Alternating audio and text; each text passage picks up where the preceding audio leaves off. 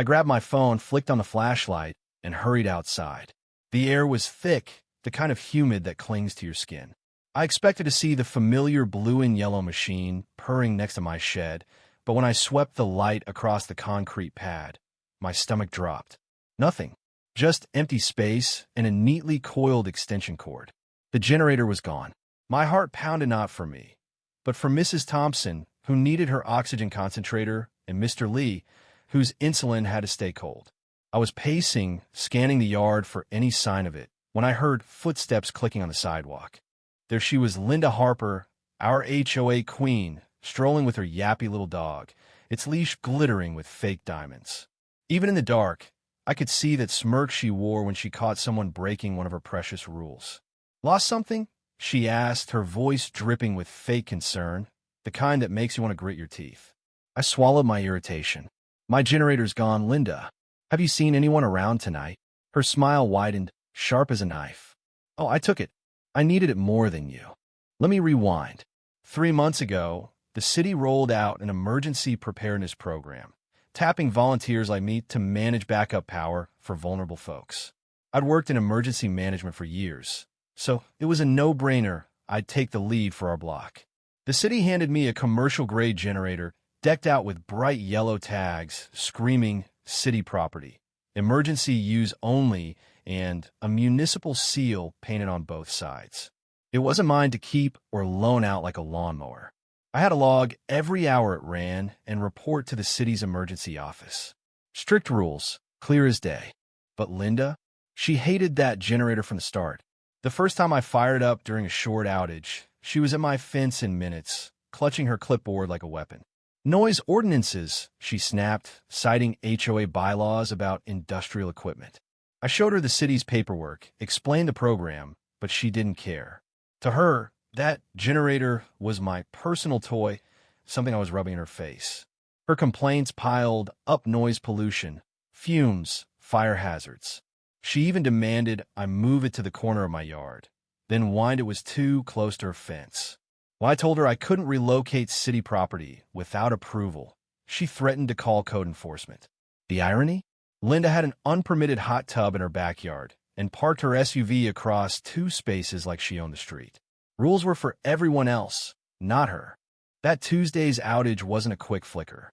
The utility company warned it could drag on for hours, so I'd started the generator, notified city dispatch, and checked on my neighbors.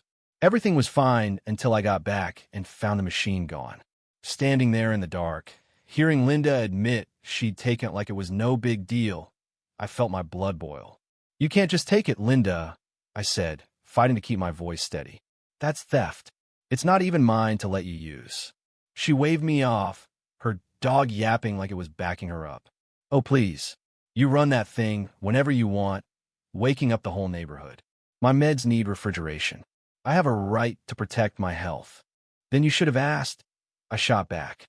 "There's a process for emergency power. You don't get to grab city equipment." Her face hardened in the glow of my phone's light. "City equipment? Don't be absurd. That's your generator, and everyone knows it. You just hide behind that volunteer nonsense to do whatever you want." It hit me then. Linda either didn't get it or didn't want to.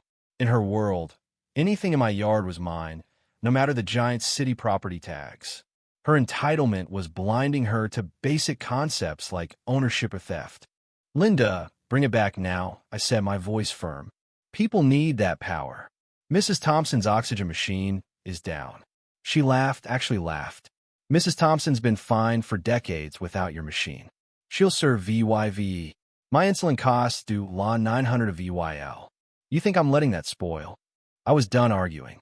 The next morning, I called the non-emergency police line and filed a theft report, GIVYing them the generator serial number, registration details, and photos of the city markings. When the dispatcher heard municipal equipment, her tone shifted.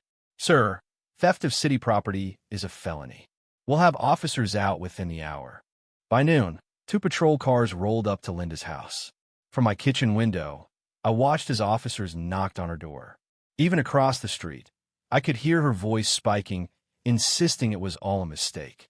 The lead officer stayed calm, explaining the generator was registered to the city's emergency program, assigned to me, and she had no right to take it. Linda doubled down, arms crossed. That thing was abandoned in his yard for weeks, she shouted, loud enough for neighbors to peek out their windows. If the city owned it, they wouldn't leave it in someone's backyard. I was keeping it safe. The officer asked to see the generator. Linda led them to her garage, and what they found made my jaw drop. Not only had she taken it, but she'd spent hours scraping off the city's tags and painting over the municipal seal with white primer.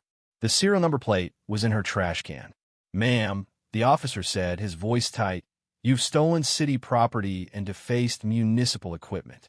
That's destruction of government property." Linda's face went pale. "I was making it look nicer," she stammered. "Those stickers were hideous."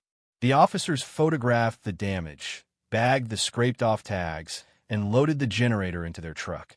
Linda stood in her driveway, fuming, claiming she was the VY Tim of a neighborhood witch hunt. But the story didn't end there. The city's legal team got involved, and when they saw the photos of the tampered equipment, things escalated fast. What started as theft became destruction of municipal property during a declared emergency, triggering federal penalties under disaster preparedness laws. 3 days later, an unmarked sedan pulled up to Linda's house.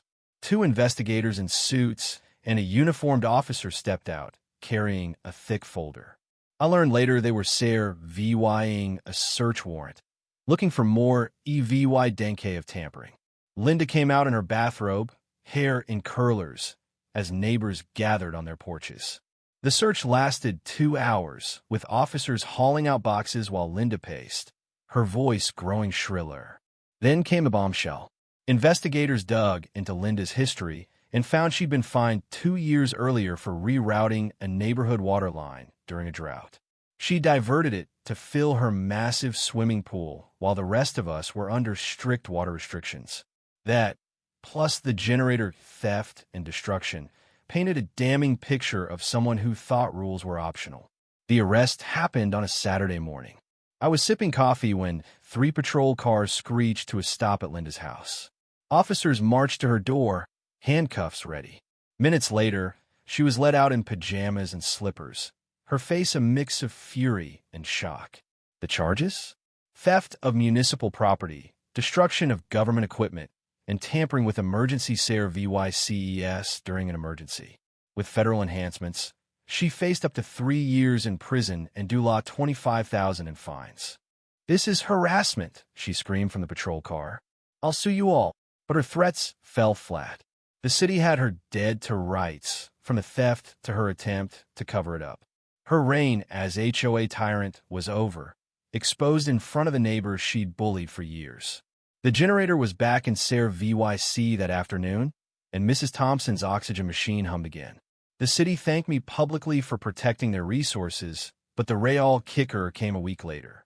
The city attorney called, saying Linda's illegal waterline stunt had caused thousands in damages.